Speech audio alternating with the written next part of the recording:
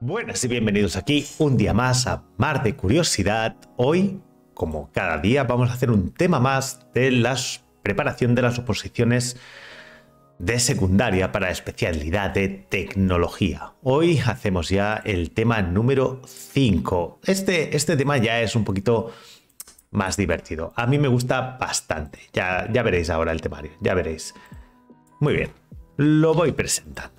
Bueno, recordad una cosa, aquí estoy hablando de este tema, igual que de los otros temas para la preparación de oposiciones de secundaria, especialidad de tecnología, pero hay una lista de reproducción ya con los 71 temas colgados, ¿de acuerdo? Así que nada, dicho esto, empezamos con el tema. Hoy vamos a hacer el desarrollo científico y técnico a lo largo de la historia, contexto social y logros característicos. Muy bien. Venga, vamos allí. Tiene bastantes subtemas, pero vamos a ir bastante rápido. Vamos a irle dando, por supuesto, a cada uno de ellos. Tenemos la fase de la evolución científica y tecnológica, la edad de piedra, pues el paleolítico, el mesolítico y el neolítico. A ver, el subrayador, por favor. ¿Vale? Las grandes civilizaciones antiguas, la Grecia antigua, la Roma antigua, la Edad Media, el Renacimiento, el desarrollo científico y técnico en la Revolución Industrial, antecedentes y consecuencias, los antecedentes, la primera Revolución Industrial, la segunda Revolución Industrial y la tercera Revolución Industrial. Obviamente no hablaremos de la cuarta porque sería lo que estamos viendo ahora, y sobre todo la visión del mundo será una visión euroasiática más o menos, pero bueno, bastante interesante. Muy bien, introducción.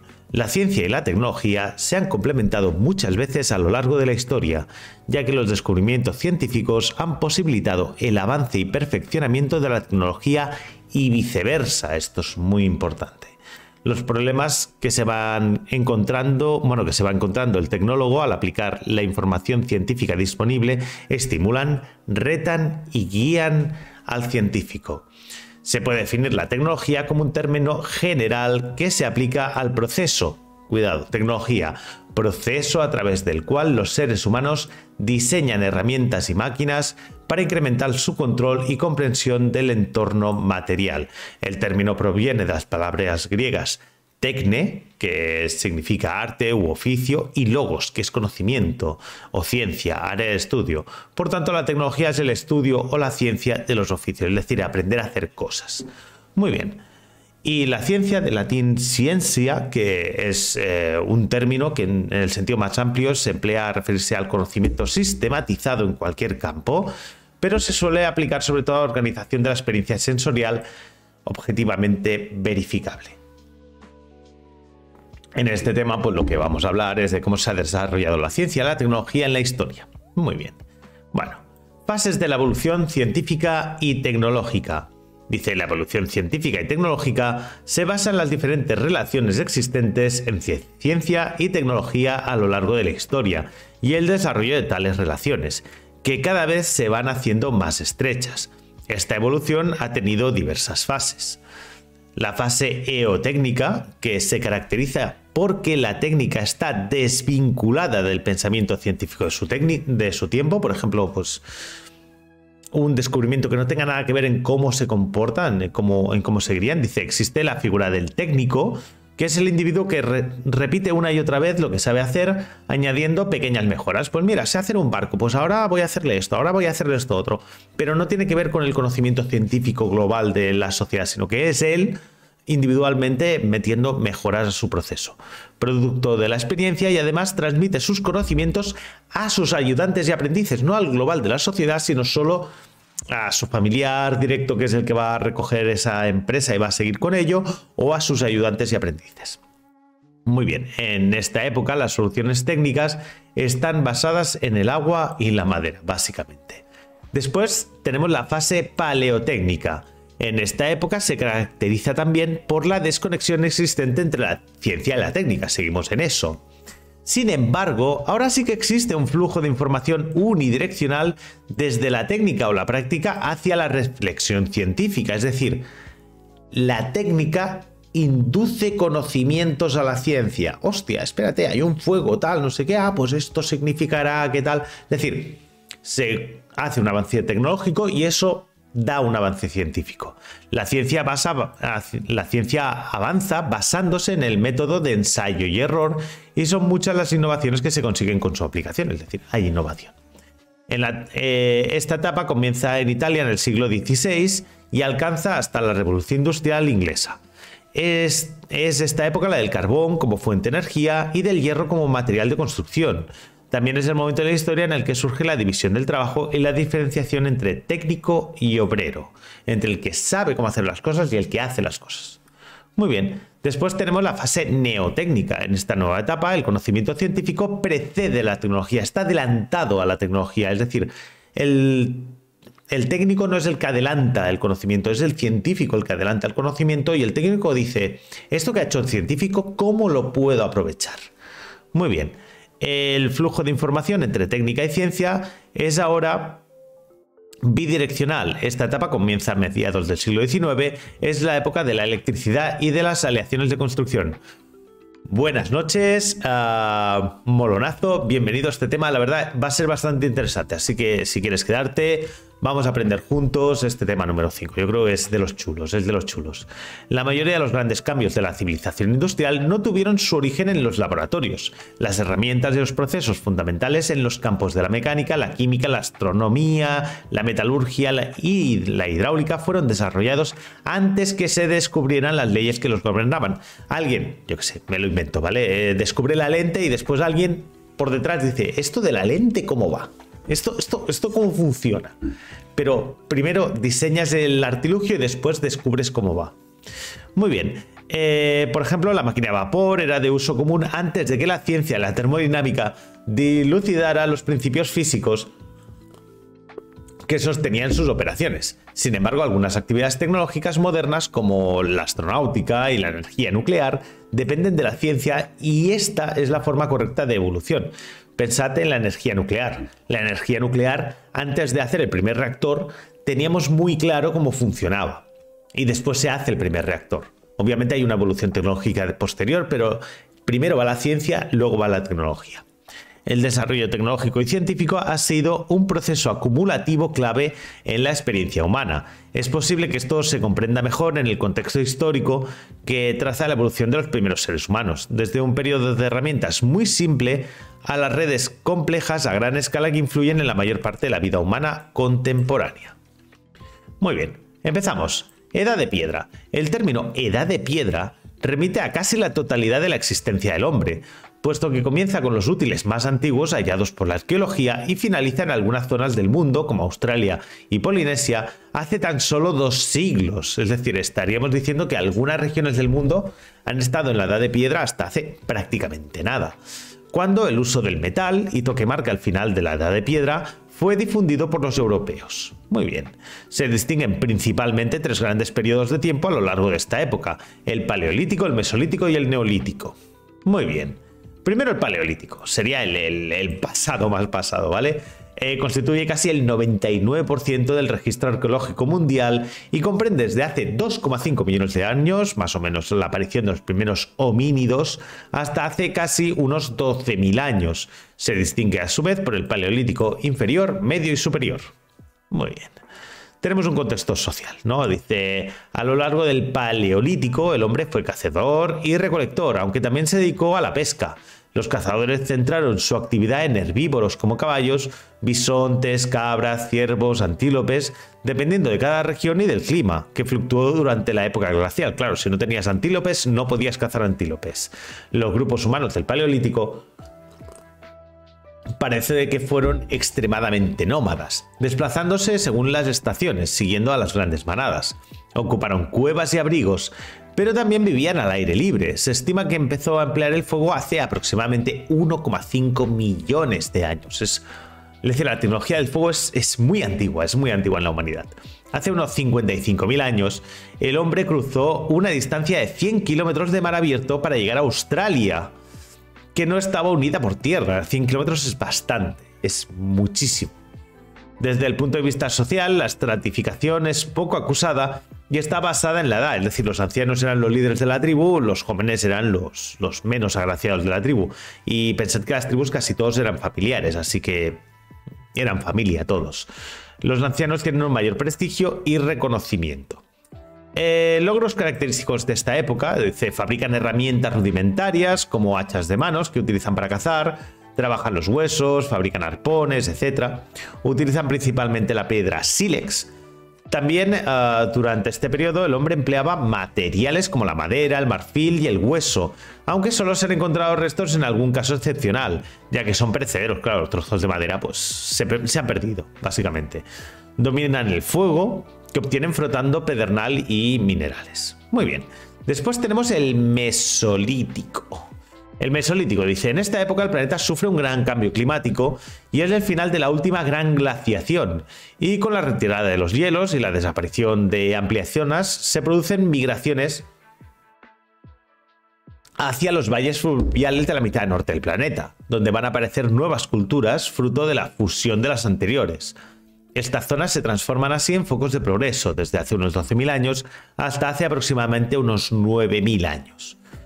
Contexto social de esta época: dice, por lo general, los grupos mesolíticos surgieron siendo cazadores-recolectores, como sus antepasados, como sus predecesores, pero pasaron a cazar especies de animales muy diferentes, como el ciervo rojo, el cerdo en vez del reno, debido al cambio del clima, que tras la glaciación se hizo más templado.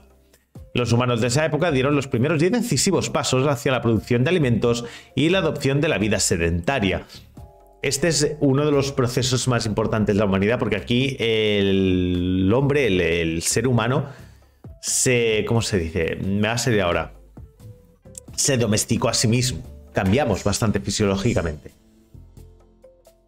La estructura social es mucho más diversificada y aparecen las desigualdades sociales. Surgen las guerras y, en consecuencia, la esclavitud.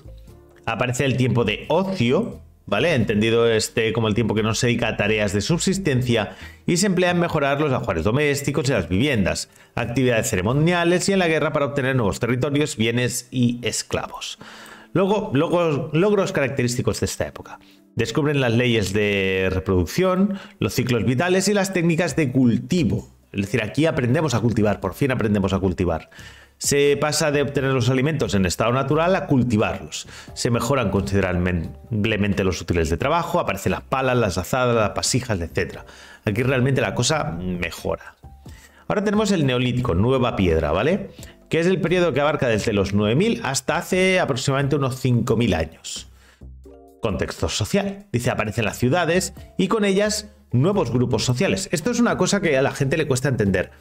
En la Edad de Piedra, que incluye el Neolítico, habían ciudades, es decir, eso hay que entenderlo, hay que comprender que había estratificación, que había sociedades, que había cuestiones importantes. Lo que pasa es que no habíamos pasado todavía.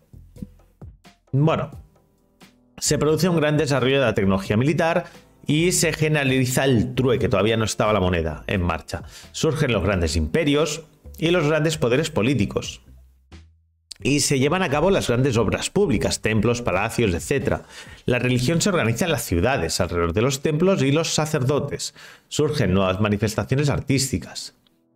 Y bueno, los logros características. Dice, se produjo la aparición de los primeros poblados, con casas edificadas con diferentes materiales en diferentes partes del mundo, casas de adobe en el Oriente Próximo y grandes troncos de madera en Europa Central y Occidental, por ejemplo.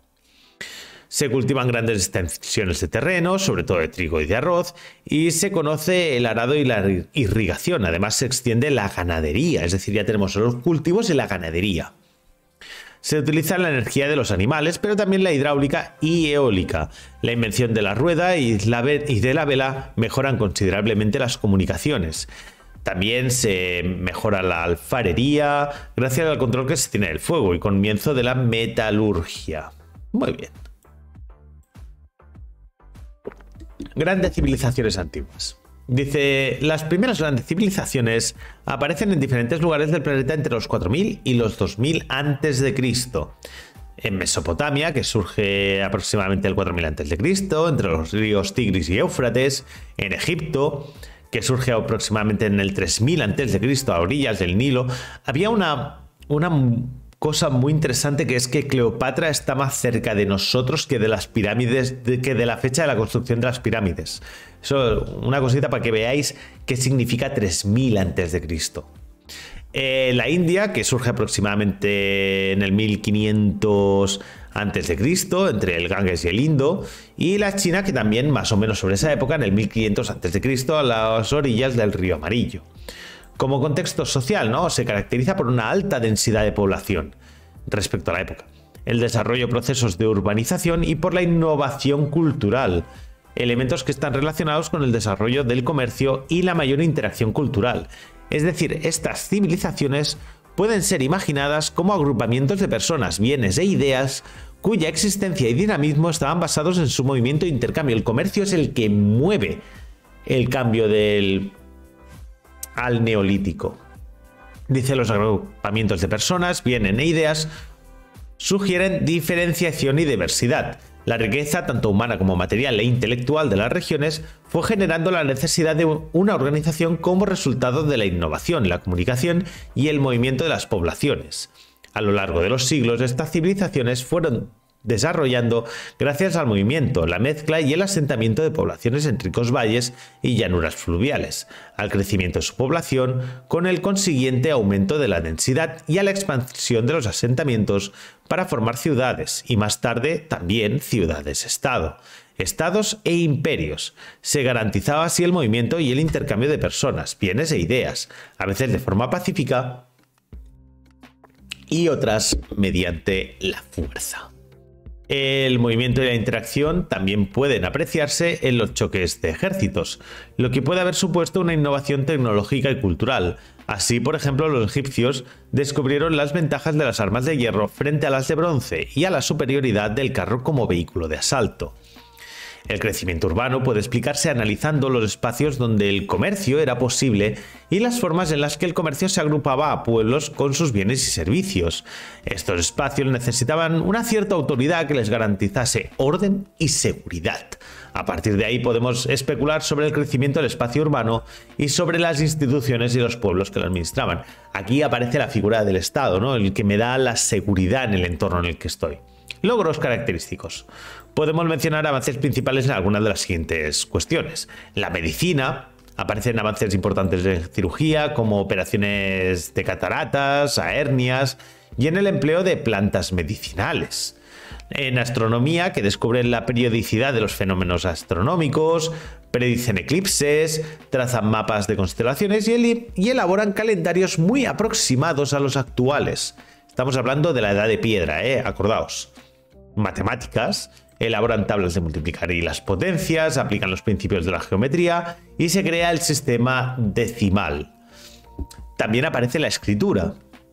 Dice, a partir de estas civilizaciones empezamos a tener registros de la historia, pues crean y desarrollan los sistemas de escritura como el cuneiforme y el jeroglífico.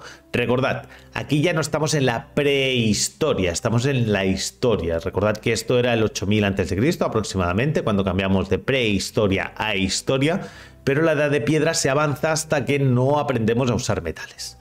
Tecnológicos varios, se inventa la balanza, la rueda, el barco de vela, se crean los primeros mapas, miden el paso del tiempo con diversos ingenios, inventan el telar, planifican las ciudades aplicando reglas de urbanismo. Pues la cosa va cambiando bastante.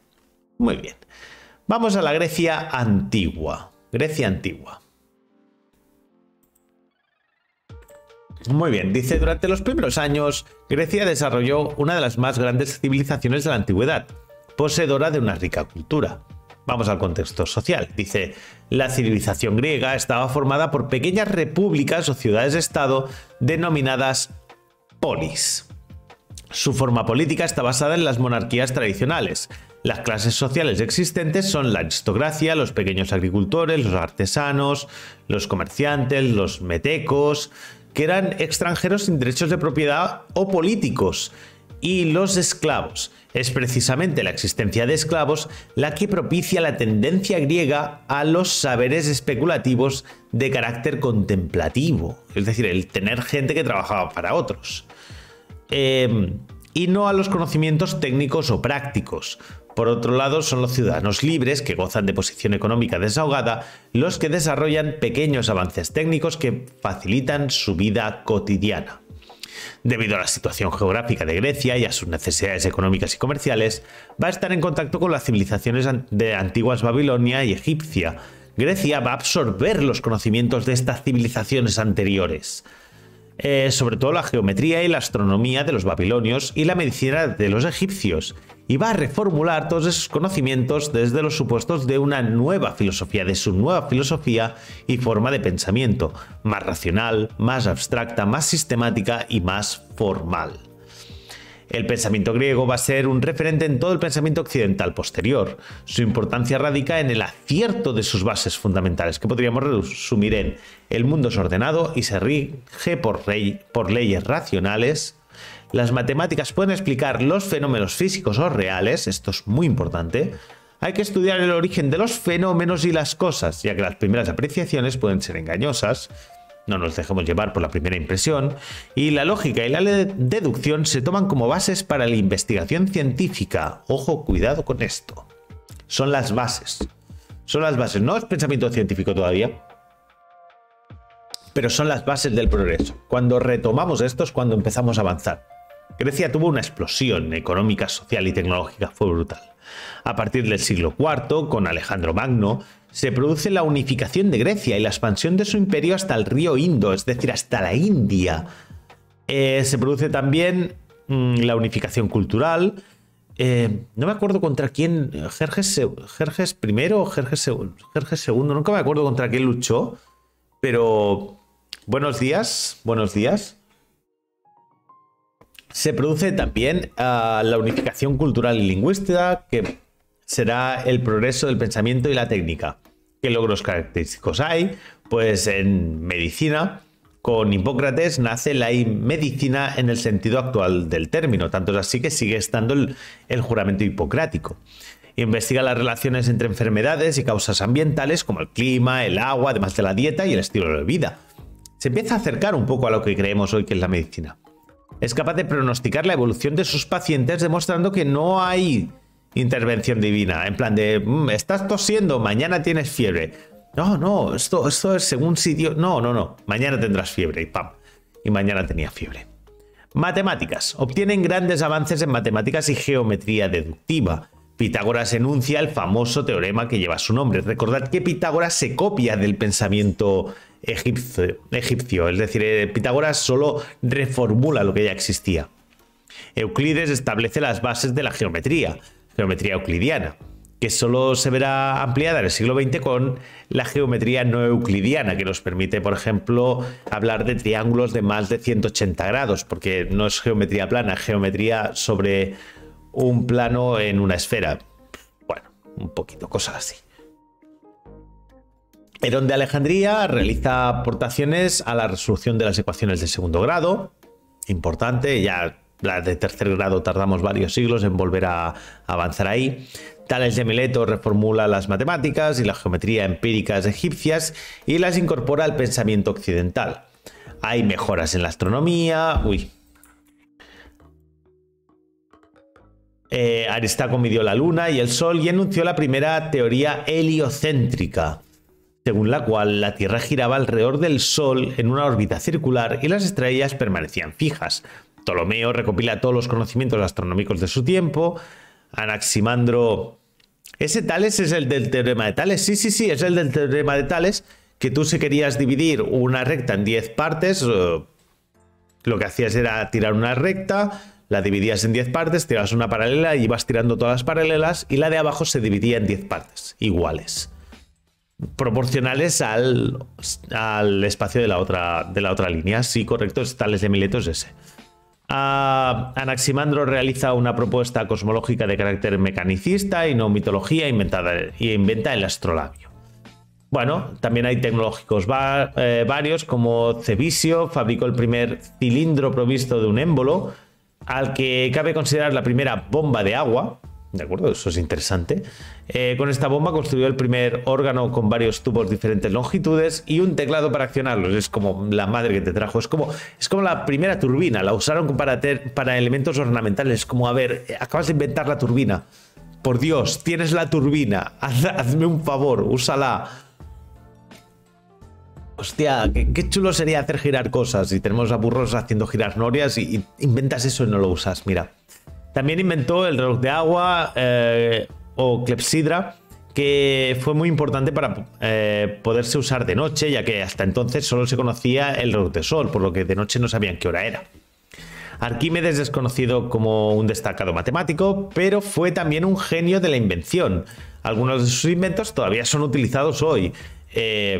Estudió la mecánica de la palanca, la polea y la balanza e inventó la romana. Estudió la línea helicoidal e inventó la rosca que lleva su nombre, que sería la rosca de Arquímedes o la bomba de Arquímedes. También juntó el tornillo con una rueda dentada para conseguir el engranaje llamado tornillo sin fin. Cuando Siracusa, su ciudad natal, fue asediada por los romanos, mantuvo al enemigo en jaque con toda clase de inventos mecánicos como la catapulta. Eso el señor Arquímedes. Bueno, dejamos a los griegos, pasamos a los romanos. La Roma antigua o la antigua Roma designa a un estado de la antigüedad surgido de la expansión de la ciudad de Roma, que llegó a abarcar desde Gran Bretaña, ¿vale? Desde el muro de... no me acuerdo nunca. Desde el muro de Adriano hasta zonas de Egipto, incluso al sur de eso, es decir, abarcar un montón de región. Hasta el desierto del Sáhara y desde la península ibérica al Éufrates. Fijaos, es decir, abarcaron toda Europa prácticamente y parte de África. En un principio, tras su fundación, según la tradición en el 753 a.C., Roma fue una monarquía. Más tarde, 509 a.C., fue una república latina y el 27 a.C. se convierte en un imperio con Julio César. Contexto social. Roma fue un imperio urbano sostenido por la explotación extensiva de grandes colonias y asentado en el poder militar y en la mano de obra esclava. El mantenimiento del nivel de vida de las ciudades dependía del abastecimiento desde los grandes latifundios. Para ello, los romanos construyeron una gran infraestructura de comunicaciones tanto terrestres como marítimas. La cultura romana fue el resultado de un importante intercambio entre civilizaciones diferentes, la cultura griega, las culturas desarrolladas de Oriente.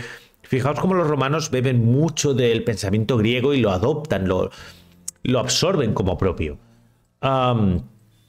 Vale, Mesopotamia y Egipto, sobre todo, contribuyeron a formar la cultura y el arte de los romanos. Uno de los vehículos que más contribuyó a la universalización de la cultura romana, que pronto fue la de todo el imperio, fue el uso del latín como lengua común de todos los pueblos sometidos a Roma. Tanto es así que hoy en día todas las lenguas romances que tenemos aquí en Europa vienen del latín. Bueno, y en Latinoamérica, obviamente. Logros característicos. La ciencia no conoció un desarrollo importante en Roma en el campo de la teoría o de la investigación pura, pues los autores romanos se limitaron a recopilar conocimientos anteriores, es decir, la ciencia no aumenta. Sí, absorben los dioses de Grecia y les cambian el nombre a los planetas, es decir, yo qué sé, tenías Zeus lo convierten en Saturno, si no recuerdo mal. Era Saturno, ¿no? ¿Me lo confirmas? Dice, grandes aportaciones a la construcción. Aquí sí, cemento hidráulico, cemento que se podía sumergir y se solidificaba bajo el agua, una locura. Arco de medio punto, las tipologías constructivas, escuelas, hospitales, baños, teatros, circos, acueductos, etc. Y las infraestructuras urbanas, alcantarillado, agua corriente, calefacción, etc. Interurbanas, 70.000 kilómetros de calzadas empedradas, túneles y puentes. Calzadas que muchas de ellas siguen hoy operativas, exceptuando la capa superior que se ha perdido, pero la piedra sigue estando. Además es de destacar la robustez de sus construcciones, que algunas siguen como el Coliseo romano. Los romanos se interesaron mucho no solo por su higiene personal, sino también por la salud pública. Cada vez que ocupaban o construían una ciudad, asumían el suministro de agua y la red de alcantarillado de forma primordial. Era lo primero. Te conquisto, bueno, llego a un trato contigo para que seas romano junto a mí y ya te estoy poniendo las alcantarillas en plan de, pero si acabamos de firmar, da igual, aquí va una vía de agua, tú no te preocupes. El desarrollo de la industria y de objetos ornamentales mediante la fundición, el labrado, la forja, etc. Creación del calendario juliano, que contaba de 365 días, más un cuarto de día, que sigue sigue estándolo el día bisiesto, cada 4 años tenemos un día extra, que sigue vigente hasta el 1582, el calendario juliano. Luego tenemos la Edad Media, después de la caída del Imperio Romano. Término utilizado para referirse a un periodo de la historia europea que transcurrió desde la desintegración del Imperio Romano de Occidente en el siglo V hasta el siglo XV. No obstante, las fechas anteriores no han de ser tomadas como referencias fijas. Nunca ha existido una brusca ruptura del desarrollo cultural del continente. Es decir, nunca es complicado, ¿vale? Marcar dónde empieza la Edad Media y dónde termina. El término implicó en su origen una parálisis del progreso, teniendo en cuenta que la Edad Media fue un periodo de estancamiento cultural, ubicado cronológicamente entre la gloria de la Antigüedad clásica y el Renacimiento. Hay progreso, pero muy lento, es decir, baja la velocidad a la que evoluciona la sociedad, la economía, la cultura, todo se tiene... Hay pequeños avances, pequeños movimientos, y al final despega con el Renacimiento. El término implicó en su origen, vale, ok, vale. La investigación actual tiende, no obstante, a reconocer este periodo como uno más de los que constituyen la evolución histórica europea. Sin la Edad Media no hubiéramos llegado al Renacimiento, con sus propios procesos críticos y de desarrollo. Se divide generalmente en dos épocas, la Alta y la Baja Edad Media. Pensad que después del Imperio Romano, después de la extracción total de recursos y de medios del Imperio Romano, Europa queda devastada. Europa está en el más absoluto pozo, así que esta edad recoge eso y hasta que no cambiaron ciertos pensamientos no mejoraron. Es una época muy importante para lo que después fue la aparición de la Revolución Industrial, por ejemplo. Contexto social, la Alta Edad Media. De los siglos V al XI. Bueno, dice el sistema feudal.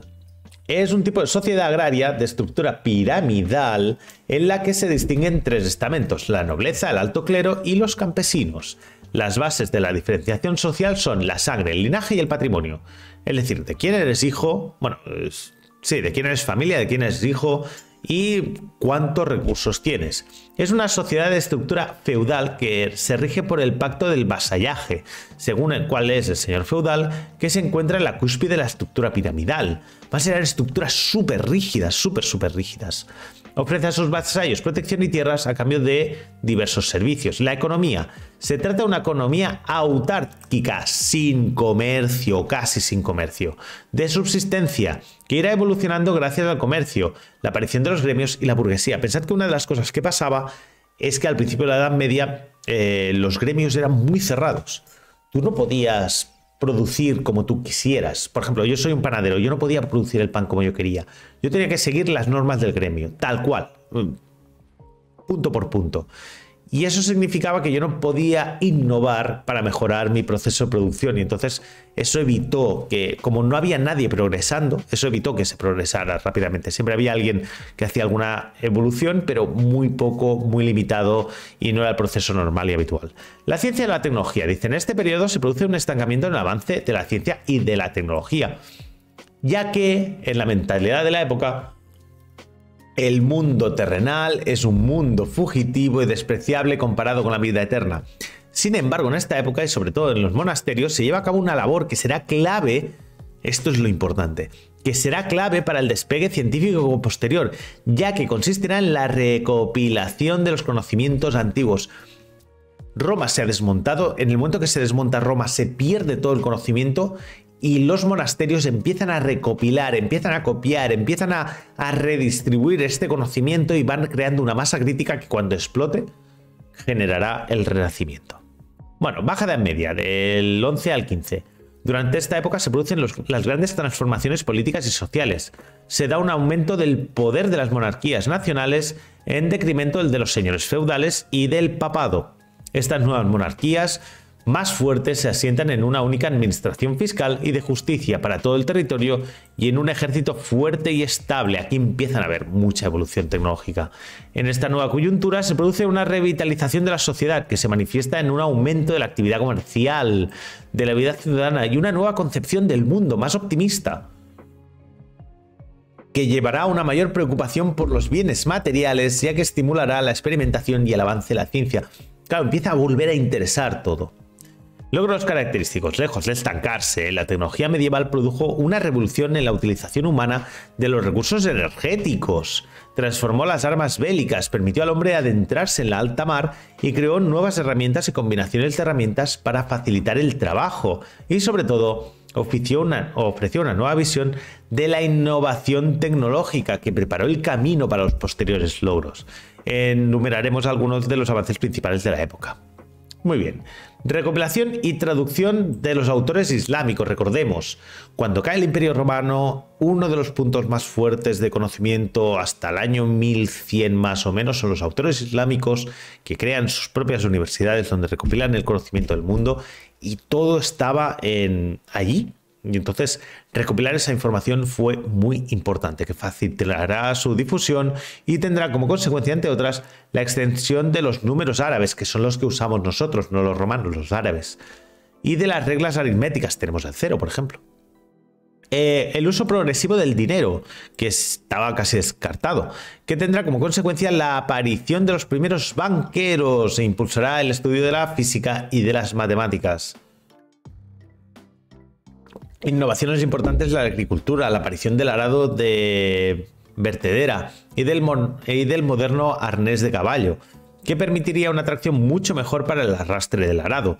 Por otro lado, se produce una integración mucho más efectiva entre la agricultura y la ganadería. Mejoras en los transportes, los nuevos arneses de caballo, las herraduras y los muelles en los carruajes hacen que el transporte terrestre sea más rápido y más cómodo.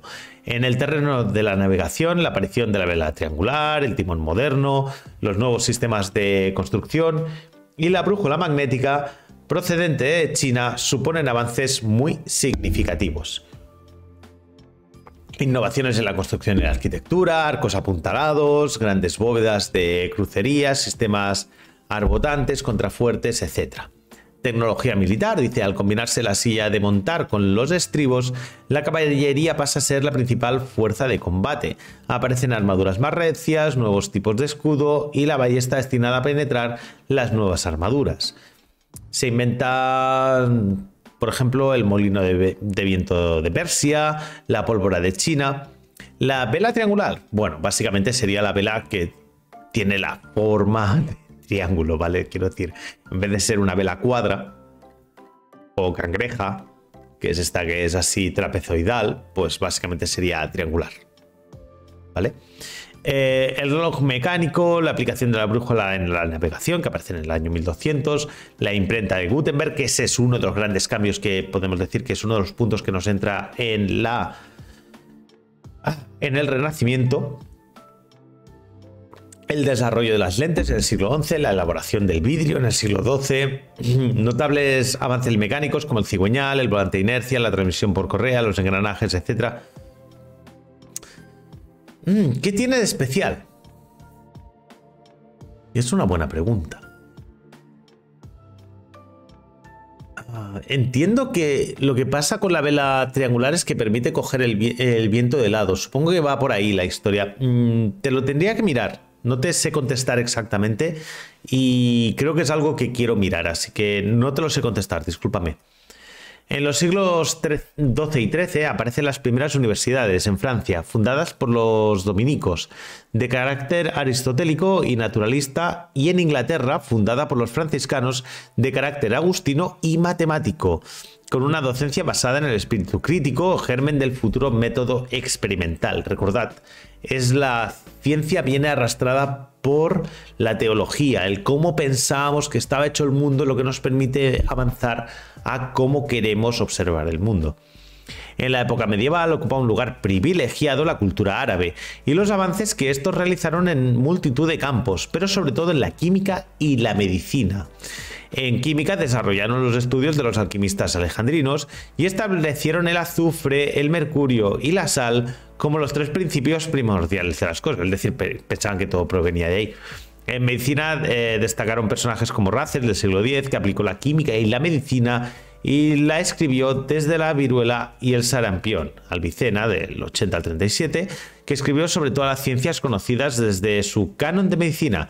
Averroes, del 1126 a 1198, que con sus estudios dio fama a la escuela hispano-árabe. Bueno, ya vamos llegando. Llegamos al Renacimiento.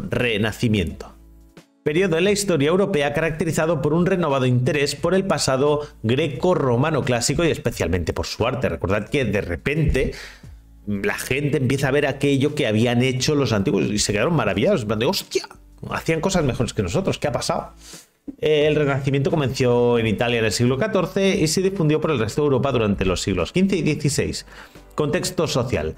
En este periodo, la fragmentaria sociedad feudal de la Edad Media, caracterizada por una economía básicamente agrícola y una vida cultural e intelectual denominada por la Iglesia, se transformó en una sociedad dominada progresivamente por instituciones políticas centralizadas, con una economía urbana y mercantil en la que se desarrollan la educación, las artes y la música. El Renacimiento se va a caracterizar por el espíritu libre, investigación y por el humanismo, que llevará al estudio de todas las materias, lo que va a producir un impulso espectacular en la investigación científica y técnica. Pero el Renacimiento fue además el periodo de los grandes viajes de descubrimiento que ampliaron los horizontes de la civilización occidental, como lo hizo la invención de la imprenta, con sus efectos incalculables sobre la comunicación humana y la difusión de la información. Las riquezas del Nuevo Mundo ayudaron a desarrollar las ya de por sí crecientes economías europeas, sobre todo cosas como la patata o el tomate. Es decir, la gente piensa, no, el oro fue lo que nos... No fue el oro. Fue la comida que nos trajimos, las nuevas comidas que aguantaban a diferentes temperaturas que podían alimentar a cientos de personas, como la patata. Eso fue una locura, una explosión. Las rutas de las especies, todo. Esa fluida sociedad mercantil contrastaba claramente con la sociedad rural de la Europa medieval. En la perfección del cuerpo humano mediante el entrenamiento físico, ideal que raramente se conoció en la Edad Media, se convirtió en uno de los objetivos de la educación renacentista. Los estudios humanísticos, junto a los grandes logros artísticos de la época, fueron fomentados y apoyados económicamente por grandes familias, como los Medici de Florencia. Logros característicos de la época. El Renacimiento es considerado hoy uno de los periodos más creativos y gloriosos de la aventura humana. El nacimiento del espíritu científico es una de las principales características que permitió lograr grandes progresos en ese ámbito. Algunos de los mejores genios de la humanidad vivieron durante esa época, de los que cabe destacar obviamente Leonardo da Vinci, que vendría del 52 al 19, que era pintor, escultor, ingeniero, arquitecto, físico, científico y filósofo. Ahí lo tienes. Estudió la anatomía y fisiología humanas. El tío tenía que ir consiguiendo cadáveres para ver cómo estaban hechas las venas, todo el rollo. Es una locura. El funcionamiento de los músculos, del corazón, la circulación de la sangre, la estructura del ojo, las leyes de la óptica y la formación de la imagen en la retina. En la ingeniería y la física captó de manera intuitiva los principios de la mecánica estática y dinámica y resucitó los estudios de Arquímedes sobre fluidos.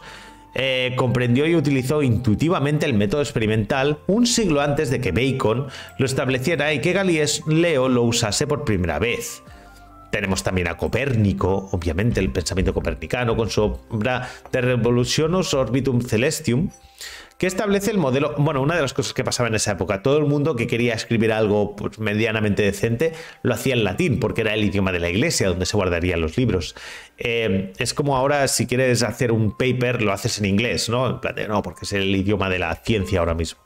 Establece el modelo heliocéntrico, según el cual la Tierra deja de ser el centro del universo, que no lo hemos puesto aquí, pero había vuelto ese pensamiento, con lo que esto desmantela toda la física y astronomía aristotélicas y los esquemas tolemaicos, además de poner en jaque las creencias humanas vigentes.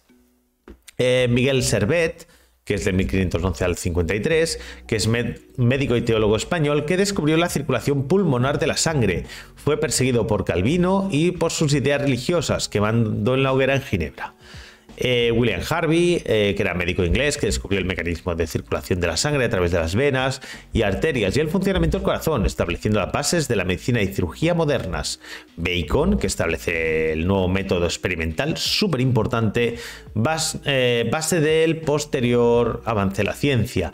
Kepler, que establece las tres leyes que rigen el movimiento planetario y que servirían de base a la astronomía newtoniana. Galileo Galilei, que es el primer científico moderno que basa su trabajo en el método experimental e inductivo y de la deducción matemática. Entre sus aportaciones a la ciencia está la invención del telescopio, por el que confirma la nueva astronomía, y el descubrimiento de 4 satélites de Júpiter y los cráteres de la Luna.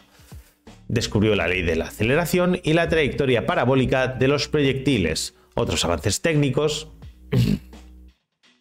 dice, son la metalurgia. Se consiguió aumentar la temperatura de los hornos para fundir el hierro. Podemos empezar con los aceros, por fin. De esta manera, el hierro líquido podía ser canalizado hacia moldes con lo que se obtenían recipientes varios, cañones, balas, etc. Sin embargo, la mayor parte del hierro era tratado por el herrero. Tanto el hierro como el acero eran extensamente utilizados en la fabricación de cuchillos, armas, cadenas, arcas, cerraduras, útiles de labranza, etc. La fabricación de un artículo determinado constituía prácticamente un oficio distinto. Es decir, el tío que te hacía las balas de cañón no era el mismo que el que te hacía, no sé, las cerraduras, eran distintos. También se obtuvo el procedimiento para obtener tubos de plomo mediante fundición. Venga, maquinaria. Lo que reviste mayor importancia al Renacimiento, más que la obtención de nuevas máquinas, es el aumento de escala y el perfeccionamiento de las ya conocidas. Empezamos a mejorar esas máquinas, así como la extensión del uso de la energía hidráulica. Si bien se puede destacar la aparición de la máquina como las máquinas de coser en el año 1500 y la rueca sajona del año 1530. También en el transporte, que dice una característica importante del Renacimiento fue la expansión comercial y los grandes viajes marítimos. Antes de concluir el siglo XV, el buque adquirió casi la forma que iba a conservar hasta prácticamente el siglo XIX. Aquí no teníamos ingenierías navales, por lo tanto los buques eran más que nada un elemento artesano y orfebre que se extendía de generación en generación, y hasta el siglo XIX no cambian prácticamente, con múltiples mástiles, cubiertas, varias velas para cada mástil y timón de codaste. Las ruedas de timón todavía no habían sido inventadas. Se construyeron instalaciones portuarias más eficaces, los muelles se construían con pilares de madera, aparecieron grandes grúas de muelle y se procedió a la construcción de almacenes en el mismo puerto. El transporte terrestre mejoró, pues las carreteras empezaron a sustituir a las reatas de animales de carga y los carruajes se hicieron más ligeros, permitiendo un desplazamiento más veloz. Tecnología militar. Aunque la pólvora ya era conocida por los chinos desde muy antiguo, su descubrimiento en la Europa durante el Renacimiento llevó a que su fabricación se convirtiese en una industria de gran importancia, junto con la fundición de cañones y la fabricación de armas de fuego, que se establecen en 1450. Por ello dejaron de existir las armaduras medievales y las ciudades cambiaron su estructura, desapareciendo las antiguas torres redondas y las murallas altas y rectas, porque claro, una bala de cañón las atravesaba. Entonces tenían que ser inclinadas, la cosa cambia mucho. Venga, el desarrollo científico y técnico de la revolución industrial, antecedentes y consecuencias. Muy bien. Dice, la revolución industrial es el proceso de evolución que conduce a una sociedad desde una economía agrícola tradicional hasta otra caracterizada por procesos de producción mecanizados para fabricar bienes de gran escala. Este proceso se da en distintas épocas dependiendo de cada país. Para los historiadores, el término revolución industrial es utilizado casi exclusivamente para comentar los cambios producidos en Inglaterra desde los finales del siglo XVIII. Para referirse a su expansión hacia otros países se refieren a la industrialización o desarrollo industrial de los mismos. No, es decir, llevar la máquina de vapor, por ejemplo, a un país que hasta ahora no tenga máquina de vapor no es una revolución industrial, ¿de acuerdo? Sería una industrialización. Muy bien, antecedentes. Al final de la Edad Media, los sistemas tecnológicos denominados ciudades hacía mucho que eran la característica principal de la vida occidental. En el año 1600, Londres y Ámsterdam tenían poblaciones superiores a 100.000 habitantes, la población de Hospitalet, básicamente, y París duplicaba esa cantidad. Además, los alemanes, los ingleses, los españoles y los franceses comenzaron a desarrollar imperios mundiales. A principios del siglo XVIII, los recursos de capital y los sistemas bancarios estaban lo suficientemente bien establecidos en Gran Bretaña como para iniciar la inversión en las técnicas de producción en serie que satisfacerían algunas de esas aspiraciones de la clase media. Pensad que empieza a haber dinero, empieza a haber recursos, la gente ya no tiene que trabajar todo el día para subsistir Y ese extra que trabajan permite invertir en nuevos procesos y desarrollos, que es lo que permite esto. Los acontecimientos previos que permiten el desarrollo tecnológico, científico y económico de dicha revolución podríamos resumirlos en el descubrimiento de América, gran cambio, si no esto no hubiera funcionado. Se intensifican los largos viajes por mar, que impulsan los avances en la navegación, astronomía, cartografía, etc. Crece especialmente la actividad comercial con las colonias. Empezamos a comerciar en grandes distancias. Llegan nuevos cultivos como la patata y el maíz que van a mejorar las condiciones de vida y facilitar la explosión demográfica. El contacto con nuevas culturas, tipos de sociedades y costumbres diferentes van a generar nuevas ideas que hasta ahora no teníamos. Hay una nueva mentalidad, hay una gran crisis en el saber tradicional, para que las fuentes del saber eran la revelación y la autoridad. Es decir, yo pienso muy fuerte y al final descubro, no, hay que machacar, hay que echarle ganas. Ahora pasan a ser la experiencia y la razón, mirar. Hay un gran cambio de mentalidad, se pasa del pesimismo, de la visión teocéntrica del mundo al optimismo burgués, el cual, es decir, ya no pienso en que me va a ir mal, pienso que me va a ir bien y más, ¿vale? Según el cual el mundo de la casa es la casa del hombre y el campo para la exploración y mejora. Hay cambios sociales, las ciudades son incapaces de absorber la gran masa de población procedente del medio rural. Ello se traduce en un empeoramiento de las condiciones de vida en las ciudades. Esto está pasando ahora en las ciudades. Cuando la ciudad no es capaz de absorber toda la gente y se acumula gente, la calidad de vida en las ciudades se empeora. Problemas de higiene, infraestructuras, seguramente seguridad y todo. Bueno, aparece la distinción entre tiempo de ocio y tiempo de trabajo.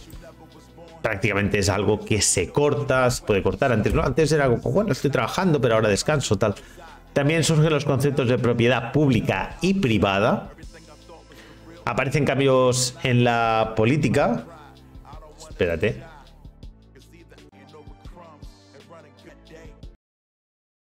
¿Vale? En este sentido se favorecieron la investigación científica, el desarrollo técnico y científico y las políticas mercantilistas. Se unifican los mercados interiores y se favorece el desarrollo industrial. Las revoluciones liberales favorecen el capitalismo mercantil, que se terminará transformando en el capitalismo industrial. También tenemos revolución económica. Aparecen los conceptos de racionalidad y eficiencia económica, que se van a aplicar a la investigación científica y técnica, materializándose en la búsqueda de fuentes de energía más económicas, técnicas y procesos más eficientes y mejores materiales. Es decir, se va a buscar cómo mejorar. La ciencia, dice, a partir del Renacimiento se puede empezar a hablar de la verdadera ciencia, que se caracteriza por la conciencia de que el saber debe ser sometido a la crítica y puede mejorarse. El conocimiento no es algo estable, es algo que se va mejorando. Una nueva ciencia institucionalizada y apoyada por las monarquías absolutas que quieren tener a los mejores científicos y los mejores avances porque saben que eso les da prestigio y también significa, es decir, empieza a aparecer lo que se llama el poder blando. Que yo tenga un gran científico significa que ojito, ojito, no me toques porque a lo mejor también me ha hecho armas. Por ahí va un poco el tema. A partir de Isaac Newton, el universo se entiende como un inmenso mecanismo regulado por sus propias leyes. Venga, va. Primera revolución industrial. La primera revolución industrial tuvo lugar en el Reino Unido a finales del siglo XVIII, 1700 y pico.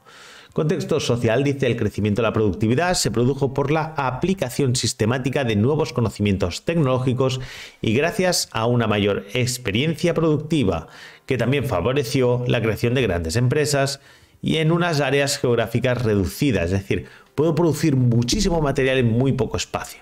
Así, la revolución industrial tuvo como consecuencia una mayor urbanización y, por tanto, procesos migratorios desde las zonas rurales a las zonas urbanas. La producción empezó a realizarse en grandes empresas, fábricas, en vez de en pequeños talleres domésticos y artesanales, y aumentó la especialización laboral.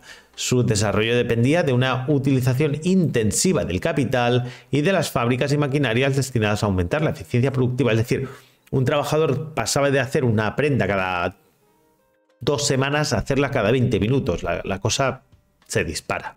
Las fábricas aumentaron en tamaño y modificaron su estructura organizativa. La mayor especialización a la aplicación de bienes de capital, a la producción industrial, crearon nuevas clases sociales en función de quién contrataba y quién tuviera la propiedad de los medios de producción. Aparecen los capitalistas, aparecen los propietarios, aparecen los proletarios, etc. Los individuos propietarios de los medios de producción en los que invertían capital propio se denominaron empresarios. Cuando invierten capital en una empresa sin participar directamente en ella, se denominan capitalistas. Un empresario no sería lo mismo que un capitalista. El capitalista solo invierte sus recursos para que un empresario monte su empresa. Como la revolución industrial se produjo por primera vez en Gran Bretaña, este país fue durante mucho tiempo el primer productor de bienes industriales del mundo. Durante gran parte del siglo XVIII, Londres fue el centro de una compleja red comercial internacional que constituiría la base de un creciente comercio exportador fomentado por la industrialización. Los beneficios generados por este desarrollo comercial fueron invertidos en nuevas empresas, principalmente en mejora de la tecnología y de la maquinaria, lo que aumentó su productividad favoreciendo la dinámica del progreso. Es decir, como rehusaron ese crecimiento en tener más crecimiento, pues obviamente la cosa empezó a funcionar muy muy bien. Un segundo. Vale, muy bien. Logros característicos. Dice, desde el punto de vista de las fuentes de energía, el carbón pasa a ocupar el papel principal, relegando otras fuentes utilizadas hasta el momento como la energía hidráulica y animal. Podríamos destacar como principales logros de la época la máquina de vapor, que aparece en el 1712, la gran máquina de vapor, que aparece la primera máquina de vapor, que es de Newcomen, que se utiliza para el drenaje de minas, pero también para el suministro privado de aguas y para llenar los depósitos de los molinos hidráulicos. A final del siglo XVIII, James Watt, que sí que pensó, introdujo 3 modificaciones de gran importancia en la máquina de vapor: la separación del condensador, que mejoraba ostensiblemente la eficiencia térmica, la doble acción del pistón para que trabajase en los dos sentidos, que posibilitaba el movimiento rotatorio, y el regulador de velocidad, que es característico, es el símbolo de la ingeniería a día de hoy. James Watt, los vatios vienen del James Watt. La aplicación fundamental de la máquina de Watt estuvo en la producción de movimiento rotatorio, sustituyendo a las ruedas hidráulicas. Posteriormente, las máquinas de vapor a alta presión fueron utilizadas para impulsar buques, mover locomotoras, accionar aserraderos, fábricas de harina, máquinas perforadoras. Básicamente obtuvieron la máquina para todo. Si tú necesitabas que algo girase, le ponías una máquina de vapor y arreglado. Recordad, esta tecnología básicamente podían haberla tenido los griegos, pero la usaron para decorar sus templos. Madre mía. Industria textil. Fue la industria que más creció durante la primera etapa de la revolución industrial, y además se produjeron importantes avances en la tecnología de fabricación, en el hilado, en el tejido, blanqueado y coloreado. La reforma a fondo en el telar fue incitada por Wright, que patentó su máquina tejedora en el 1785. También aparecen revoluciones en la industria siderúrgica, que dice que la industria siderúrgica creció considerablemente en este periodo, debido a la cada vez mayor demanda de hierro para aperos de labranza y maquinaria textil, y posteriormente para la construcción de fábricas, puentes, viviendas, ferrocarriles. Es decir, es la gran época del hierro, ¿vale? Y claro, ese hierro hay que fabricarlo. En un principio se utilizaba hierro forjado. Hasta 1856, gracias a los convertidores de Bessemer y Siemens, se consigue un acero de calidad muy superior. Bueno, el transporte. Aparece el ferrocarril. Durante el siglo XVIII ya se utilizaban ferrocarriles de tracción humana o animal en las minas británicas. A finales del siglo XIX empezaron a construirse los coches locomotora, que es lo que nosotros conocemos como el ferrocarril de vapor, que utilizaba el vapor para su propulsión, para pequeños recorridos en minas y acerías. En 1825 se inaugura la primera línea férrea entre Stockton y Darlington, en el nordeste de Inglaterra, y así, a partir de mediados del siglo XIX, se produce un auge espectacular del ferrocarril que va a posibilitar y favorecer el desarrollo industrial. Claro, es que podríamos mover grandísimas cargas en muy poco tiempo. Los buques de vapor, que también en el siglo XVIII se llevan a cabo los primeros intentos de emplear la máquina de vapor en la propulsión de buques. En la navegación fluvial se pudo utilizar mediante el uso de palas. mientras que para el transporte marítimo hubo que esperar a la aparición de la hélice en 1830. No sabíamos cómo usar ese movimiento giratorio en los buques. Pensad que la hélice no existía. Había velas, había remos, pero no existía nada que girase y nos propulsase. Nadie sabía cómo hacerlo. La tecnología estaba, pero nadie sabía cómo usarlo. Es decir, la bomba de Arquímedes existe, no sabían cómo aplicarla. Muy bien, vale. Segunda revolución industrial. Contexto social. Las transformaciones económicas iniciadas en la etapa anterior alcanzan su pleno desarrollo en la segunda mitad del siglo XIX. Estados Unidos desbanca a Inglaterra como el líder industrial gracias a la industria petroquímica, las máquinas de automoción, la revolución del transporte marítimo y aéreo y al desarrollo de los nuevos medios de comunicación como el telégrafo, el teléfono, la radio, la televisión y el cine. Esta nueva situación, producto de la razón humana, fue la consecuencia de la aplicación del método de invención y el espíritu científico. Es decir, siguiendo con el método científico nos vamos acercando a ese sistema de trabajo, a esa forma de trabajar. Muy bien, espérate, perdón. Vale. Logros característicos. Respecto a las fuentes de energía, el carbón deja paso progresivamente al petróleo y a la electricidad. Los logros más destacables de la época son la electricidad, que aunque el fenómeno de la electricidad era ya algo conocido antes de la revolución industrial, es a partir de ahora cuando se encuentran sus aplicaciones industriales. En 1752 Franklin ya demostró que el rayo era una manifestación de la electricidad y sus experimentos le condujeron a inventar el pararrayos. En 1800 Volta fabricó la primera pila eléctrica y al superponer alternativamente discos de cobre y de zinc entre las almohadillas de tela impregnadas por ácido diluido para provocar una reacción química, es decir, usa el electrolito para provocar una reacción química que generaba un flujo constante de carga eléctrica. En 1823 Sturgeon construyó el primer electroimán, a partir del cual en 1840 se creó el primer motor eléctrico. En Faraday, en 1831, partiendo de una anilla de hierro con dos cables enrollados a su alrededor, inventó el transformador y la dinamo. Edison, en 1879, resolvió los problemas derivados de la insuficiente luz que se generaban las dinamos mediante la lámpara eléctrica incandescente, sistemas de iluminación completo sustentado en las lámparas de alta resistencia conectadas en paralelo. Además, Edison inventó la bombilla, los cables conductores de la vivienda, los cables subterráneos y el contador de consumos, pero la gran aportación de Edison fue combinar procedimientos eléctricos ya conocidos en un sistema conjunto para la producción y distribución de electricidad.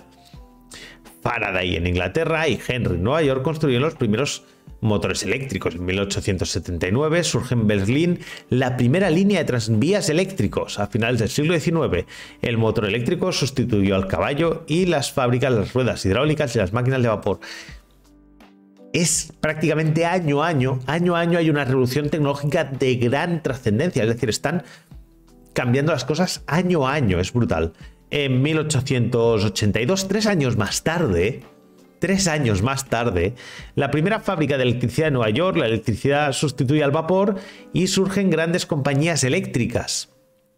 En 1895 se construyó, 13 años más tarde, se construyó la primera gran central eléctrica en la catarata del Niágara.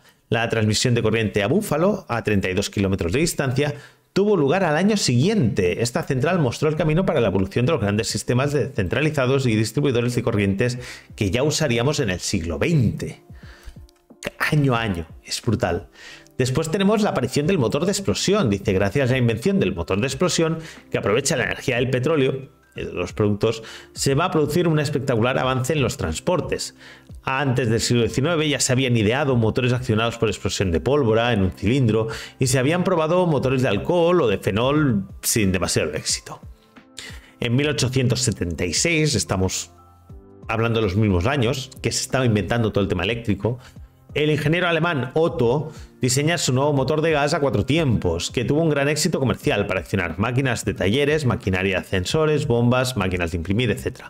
Fueron los alemanes Daimler y Benz quienes realizaron independientemente la labor necesaria para conseguir motores de gasolina. El ciclo Otto con gasolina no lo inventa Otto, esto que lo sepáis.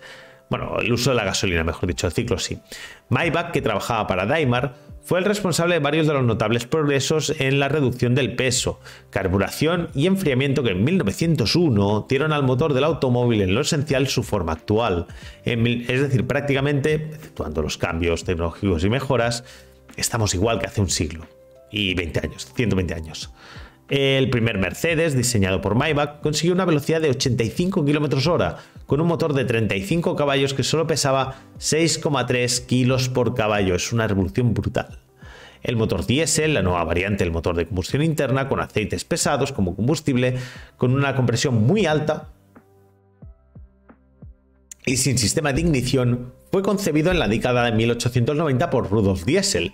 En 1897, Diesel, en una exposición, hizo funcionar un motor que conseguía un rendimiento el doble que los motores Otto de su tiempo. Mucho más rendimiento. El ciclo térmico es superior. En 1903, Henry Ford inició la producción del modelo T con la fabricación de coches en serie, poniéndolos al alcance de las clases medias debido a su abaratamiento. Gracias al trabajo de los hermanos Wright, pioneros en la aviación y la adaptación del motor de explosión a sus artefactos, surgen los primeros aparatos voladores, a partir de los cuales la navegación aérea crecerá sin descanso, día a día, año a año. Es decir, tú miras el primer vuelo y son pocos metros. A los 10-20 años estaban cruzando grandes mares. Es una locura, es una locura. Las comunicaciones. El crecimiento industrial de esta etapa viene también marcado en gran medida por las nuevas formas de comunicación, las telecomunicaciones y los servicios de comercio, bancas, seguros, sectores administrativos, etc. Es una nueva era de las comunicaciones. Tras la observación de que las sales de plata se oscurecían al ser expuestas a la luz, comenzaron los primeros pasos en pos de la fotografía práctica. El proceso de la fotografía fue hecho público en 1839 gracias a los trabajos de Niepce, Daguerre, Fox y Talbot. En 1866 se procedió al quinto y esta vez satisfactorio intento de tendido de cable telegráfico transatlántico que comunicó por fin Europa y América comunicados por telégrafo. Es decir, se podían mandar noticias instantáneamente, prácticamente.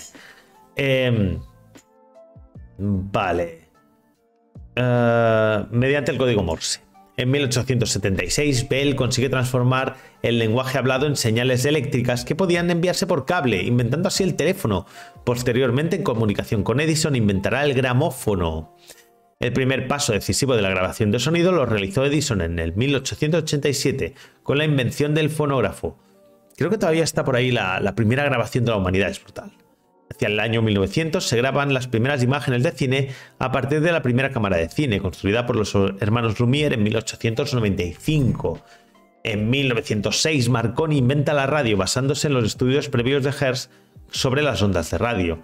En 1926, hace solo un siglo, Braid diseña el primer televisor basado en un sistema de discos giratorios que a finales de los años 30 dejará paso a la televisión electrónica, que ofrece una mayor nitidez en la imagen.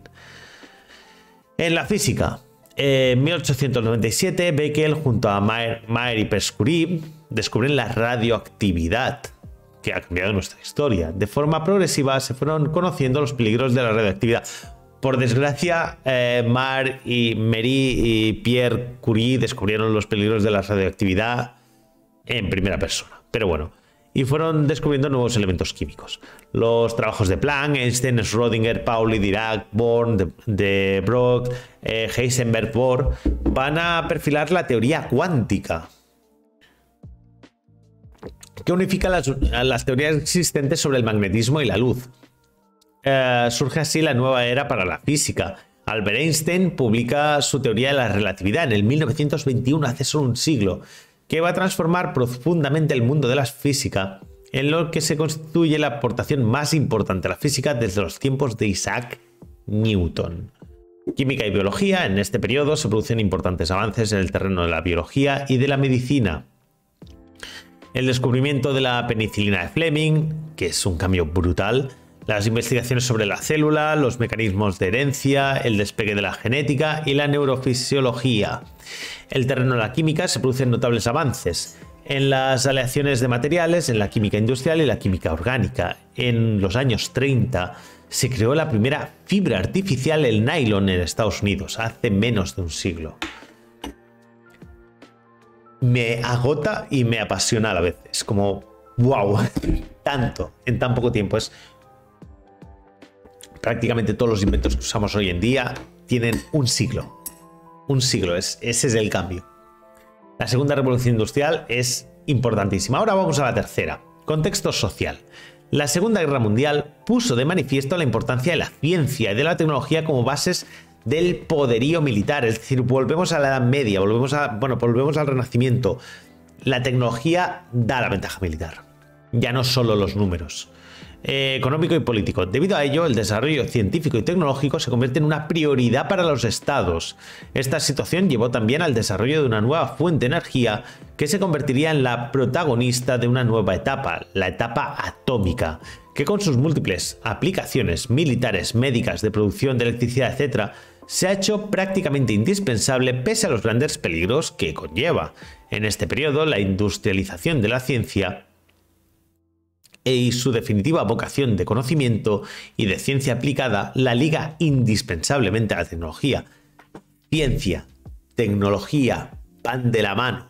Recordad ahora, la ciencia va por delante y la ciencia está descubriendo cosas y la tecnología va enganchando aquello que puede para generar o mejorar los inventos tecnológicos. Por ejemplo, otra cosa que está pasando con la ciencia hoy en día, la ciencia aeroespacial. Generar conocimiento para poder ir, por ejemplo, a la Luna hizo que mejoráramos muchas tecnologías actuales, anteriores. Vale, durante la Segunda Revolución Industrial fueron las empresas las que se encargaban de fomentar la investigación y sufragar cada vez mayores inversiones necesarias, mientras que ahora son los estados, porque han visto la necesidad de mejorar tecnológicamente en colaboración con las empresas y en muchos casos mediante sus propias instituciones científicas, las que van a llevar a cabo la iniciativa de una gran actividad que se ha convertido en el factor más importante del desarrollo económico. Sin embargo, y esto me adelanto, creo que no está, la cuarta. Por ejemplo, temas de inteligencia artificial no han sido los estados, han sido las empresas otra vez las que han dicho voy a avanzar porque aquí hay dinero, aquí hay posiblemente una mejora muy importante en dinero y muchas empresas gastan una gran cantidad de dinero en I+D+I y muchas veces ese dinero pues se extravía, ya no sirve para nada porque no obtienen resultados, pero cuando lo obtienen hacen un cambio brutal. Vale, logros característicos. La ciencia atómica. En 1939, Bohr postula que existen dos isótopos del uranio. El 238, que al ser bombardeado con neutronos lo absorbe, y el 235, que es escasísimo en la naturaleza, que sufre una reacción en cadena. En septiembre de 1939 estalla la guerra. Los alemanes intentan conseguir la bomba atómica. Einstein presiona a Roosevelt para fabricar una. En 1940 se descubre el neptunio por la fusión del uranio y en 1941 se descubre un nuevo elemento en la desintegración del neptunio, el plutonio. En 1942 se construye el primer reactor nuclear en Chicago. ¿En las afueras de Chicago? No, en medio de Chicago, con un par. El 16 de julio de 1945 estalla la primera bomba atómica experimental en el desierto de Nuevo México. Os recomiendo ver la peli Oppenheimer, muy interesante, muy útil para entender el contexto social de la época, no tanto el contexto tecnológico, pero el contexto social sí. 20 días más tarde, una bomba atómica de uranio arrasa Hiroshima y 3 días después estalla la bomba en plutonio en Nagasaki. Ya veréis por qué cada una era de un producto, es importante. Biología, revolución alimentaria. Además, creo que son 500.000 víctimas las de esas dos bombas y obviamente también le dijeron a los japoneses que tenían más. Eso era mentira, ¿no? Bueno, teóricamente creo que solo tenían el Demon Core. Creo que solo queda la tercera, pero bueno, vamos a seguir. Biología. Revolución alimentaria en los años 60 por la introducción de nuevas especies seleccionadas genéticamente. En ciencias de la vida, la reproducción asistida, el control de la natalidad, la ingeniería genética, la clonación, el proyecto del genoma humano, etc. Algunas de estas cosas las he vivido Revolución de la medicina, trasplantes e implantes de órganos. En la informática, en 1930, Bush desarrolla el analizador diferencial, base sobre la que se fundamentan los computadores analógicos. En 1979, Håkan Eiken construye el computador Harvard Mark I, que entró en funcionamiento en el 1944. En el 47 se descubre el transistor, que sustituye a las viejas aparatosas válvulas de vacío de transistores. En el 59 se crea el primer circuito integrado, conjunto de transistores y resistencias interconectados. En 1981 IBM crea la primera computadora personal y en el 76 se fundó Apple Computer, que fabricaría una gama de computadores personales Macintosh. Yo tenía un Macintosh en casa. Competidores de los IBM. El avance en el campo de los ordenadores ha sido trepidante desde entonces y ha exigido combinar diferentes disciplinas como la lógica formal, la física cuántica, la física de estado sólido, la teoría de la información y la teoría de sistemas. Los láseres han mejorado un montón, la litografía ha mejorado un montón gracias a la informática, porque es la forma de hacer chips más precisos con tecnologías de escalas más diminutas todavía que permiten compactar más la cantidad de la cantidad de transistores, básicamente. Un área de investigación constante en los últimos años es la de la inteligencia artificial, cuyos objetivos son militar por medio de máquinas electrónicas tantas actividades mentales como sea posible. En el siglo XX se ha caracterizado, he dicho militar, es imitar. En el siglo XX se ha caracterizado por el gran desarrollo de la informática, con la consiguiente automatización de procesos y el diseño de robots que tratan de emular el comportamiento humano. En el año 2009 ya hay un desarrollo de sistemas inteligentes terapéuticos que permiten detectar emociones para poder actuar con niños autistas. Las telecomunicaciones incluyen las nuevas tecnologías como la radio, la televisión, el teléfono y la telefonía móvil, comunicaciones de datos, redes informáticas o internet, donde me estáis viendo ahora. Muchas de estas tecnologías, que nacieron para satisfacer necesidades militares o científicas a lo largo del siglo XXI, han convergido en otras enfocadas a un consumo no especializado, llamadas tecnologías de la información y la comunicación, de gran importancia en la vida diaria de las personas, las empresas o las instituciones estatales y políticas. Aparición de la tecnología digital, la fibra óptica para la transmisión de datos. Internet es una red de ámbito mundial constituida a su vez por redes de ordenadores de ámbito local. En la actualidad se estima que forman parte de la red cientos de millones de ordenadores. Hoy en día, tener fibra óptica en los domicilios es algo habitual, así como los móviles con internet. Es decir, fibra óptica, móvil con internet. En casi todas las casas es raro la persona, da igual el estrato social o económico que esté, que no tenga internet en casa y que no tenga un terminal móvil. Básicamente es casi, incluso las personas casi desahuciadas de la sociedad, es muy posible que tengan un terminal móvil. Pero lo que ha impulsado esto no es la tecnología de conexión, sino el uso de la comunicación a través de internet. La televisión llega por red, nos comunicamos por Skype. Bueno, ya no, por Skype ya no. Por Skype no. No solo ofrece voz, sino también vídeo. Resolvemos los trámites burocráticos a través de internet, así como compramos billetes de transporte. Hacemos la compra e incluso pagamos actividades de ocio con antelación gracias a las ofertas por internet. Las redes sociales han sido uno de los grandes cambios en la forma de comunicación. Las últimas décadas del siglo XX han sido testigo de la aparición y la gran difusión de la telefonía móvil. Desde los primeros teléfonos móviles se han producido sorprendentes mejoras de calidad, tamaño y prestaciones de los mismos. Los teléfonos móviles existían y estaban generalizados mucho antes del cambio de siglo. En los 90, en los 80 ya había móviles que iban en un maletín gigante y tal. Y en los 90 también había terminales móviles, pero joder, el 3310 del Nokia, famosísimo. Este estaba en el 97, creo que estaba ya el Nokia este. Y bueno, estaban ahí, pero no era lo que es ahora. Era un teléfono que tenías en casa y te podías llevar. Pero no era lo que es ahora. También he de decir que el tema de las baterías del consumo de ahora es brutal. Antes tú cargabas el móvil cada 2 semanas, ahora cada día. Varias veces incluso. Los smartphones no son teléfonos, son pequeños ordenadores conectados casi permanentemente a la red que nos permiten obtener servicios impresionantes. Su potencia es muy superior a los recientes ordenadores, es decir, creo que este no lo sé, ¿vale? Pero hay móviles que yo he visto de 12 GB de RAM y una CPU de 3,4 GHz, que es como, ¿pero dónde me vas? ¿Pero dónde me vas con eso? ¿Qué quieres correr? ¿Qué quieres correr con eso? Es decir, hostia, hace 10, 15 años yo no tenía un ordenador tan potente como ese terminal móvil, por ejemplo. Al principio del siglo nadie sabía lo que era un libro electrónico, una tablet o las pantallas táctiles. De por sí parecían demasiado futurista. Ahora lo normal es que haya uno o dos de esos dispositivos en cada hogar. Otros dispositivos como las cámaras digitales, las televisiones planas, los GPS del coche, cuando no del móvil, los ratones ópticos, etcétera, simplemente se han generalizado o convertido en la norma. Transportes. El ferrocarril. En el siglo XX, la locomotora de vapor fue reemplazada gradualmente por la tracción eléctrica y diésel. La mayor potencia de las locomotoras eléctricas hizo posible la existencia de trenes más pesados y de velocidades más elevadas. Los trenes maglev de levitación magnética llegaron a ser técnicamente posibles en la década de los 70, como el que hay en Japón, que va a 500 km por hora.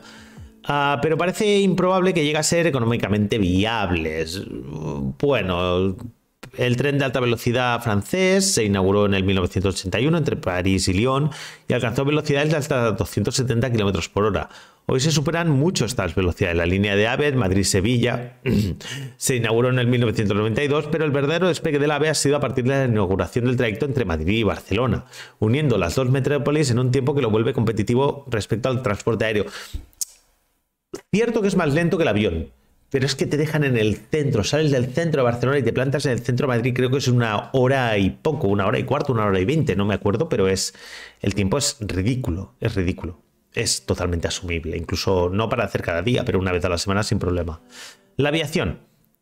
El primer vuelo comercial de pasajeros llevado a cabo por un avión con motor de turbohélice se realiza en 1950. El primer avión de pasajeros turborreactor estadounidense fue el Boeing 707. Cuidado que este año Boeing no lo está teniendo con él, que empezó sus vuelos en el 1958 en la ruta entre Nueva York y París. El anglo-francés Concorde fue el primer avión de pasajeros supersónico del mundo. El problema del Concorde fue las alas que tenía y que le obligaron a dejar de ser supersónico. Es decir, las alas estaban muy bien para vuelo supersónico, pero como le obligaron a no poder volar en vuelo supersónico por el sonic boom que generaba, básicamente era ruinoso. Dejó de funcionar en octubre de 2003 por su escasa rentabilidad y problemas de seguridad. Aquí habla del Sonic Boom, básicamente. Hoy el mayor avión de pasajeros es el Airbus 380, capaz de transportar hasta 800 pasajeros, que creo que es este monstruo.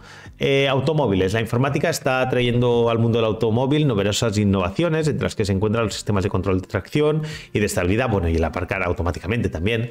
La orientación vía satélite, sistemas de seguridad activa frente a impactos, etc. En la actualidad existen varios modelos eléctricos disponibles de automóviles eléctricos y de híbridos que se han convertido en mecánica habitual de las carreteras.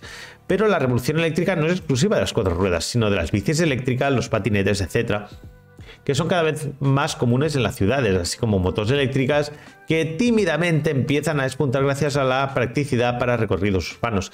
Las motos estas eléctricas de alquiler son bastante comunes en grandes ciudades.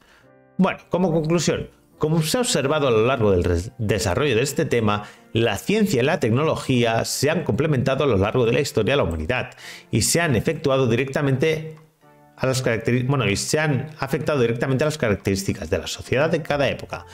En este tema se ha analizado el tiempo como tanto en ese contexto social como los logros característicos científico-tecnológicos y como el impacto social que ha llevado a cabo, que ha llevado de una sociedad artesanal a otra automatizada y robotizada. Y con esto hemos terminado el tema de hoy. Bueno, este tema la verdad es a mí me gusta mucho, yo creo que es de los temas más interesantes de todo, al menos sé que es más de historia que de tecnología, pero yo creo que es uno de esos temas que es muy interesante de revisar. Es decir, de esos temas que realmente merece la pena tener un poquito de conciencia sobre ellos. Así que bueno, nada, la verdad es que espero que os haya parecido interesante, chicos, y nos vemos aquí en el próximo día en Mar de Curiosidad. Recordad, si os lo estáis viendo en YouTube, se hace más o menos un directo cada día, de lunes a jueves, donde leeré un tema a partir de las 10 de la noche. Y si lo queréis ver, pues siempre en YouTube tenéis tanto estos temas que iré subiendo en forma de podcast, como los 71 temas que ya tengo colgados y que yo también me escucho de vez en cuando para seguir estudiando. Recordad que si estáis viéndolo para la edición de 2024 hay oposiciones de docencia en secundaria, sobre todo en Cataluña hay muchísimas plazas. Tecnología creo que hay 500 para libre disposición, o sea que son un montón. Mucha suerte a los que queréis participar. También os recomiendo estos temas si queréis estudiar un poquito, si queréis sacar algún corte, totalmente disponible para vosotros. Y nada, nos vamos viendo aquí un día más en Mar de Curiosidad. Un saludo y buena prueba.